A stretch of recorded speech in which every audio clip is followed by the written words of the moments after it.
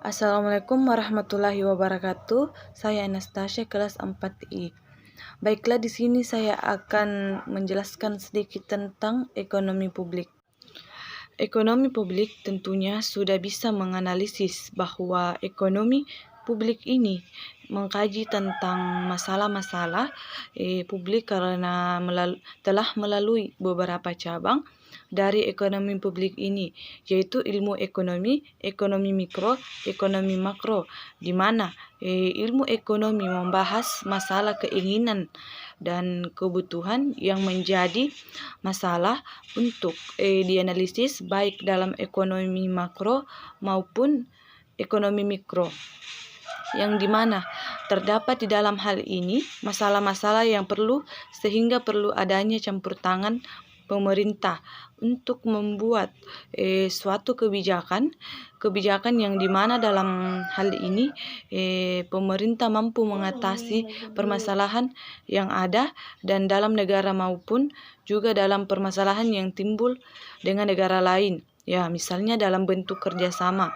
Makanya ekonomi publik ini didefinisikan sebagai studi tentang kebijakan ekonomi dan penekanan khususnya pada topik yang beragam, yaitu cabang ilmu ekonomi adalah menalar masalah-masalah ekonomi khalayak ramai, publik, masyarakat, pemerintah, negara, seperti kebijakan subsidi, pajak, regulasi dan deregulasi, dan nasionalisasi, privatisasi, sistem jaminan sosial, ketahanan pangan, dan lain-lain.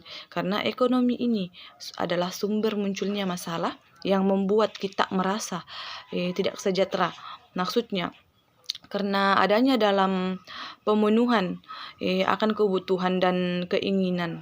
Sebagai contoh bahwa karena seorang individu atau masyarakat yang tidak mampu memenuhi kebutuhannya karena pendapatannya yang kurang diakibatkan karena di PHK akibat adanya pengaruh COVID-19. Baiklah, di sini saya akan sedikit menjelaskan tentang negara, pemerintah, dan ekonomi publik. Negara, pemerintah, dan ekonomi publik, yang dimaksud dengan negara dibentuk untuk mencapai tujuannya, yaitu mensejahterakan setiap warganya untuk mencapai misi dan tujuan bernegara. Ini pemilik negara atau seluruh negara memiliki untuk menunjukkan penyelenggaraan negara yang terdiri dari eksekutif, pemerintah, dan legislatif, parlemen, dan yudikatif, penyelenggaraan kekuasaan hakim. Nah, dari ketiga kelompok penyelenggara tersebut, pemerintah adalah penyelenggaraan negara yang berlangsung berhubungan dengan kegiatan masyarakat sehari-hari. Pemerintah di negara manapun mempunyai peran penting dan strategis dalam penyelenggaraan kehidupan bernegara, bertujuan mencapai tujuan bernegara, yakni untuk melindungi dan meningkatkan kualitas kehidupan dan kesejahteraan semua warganya.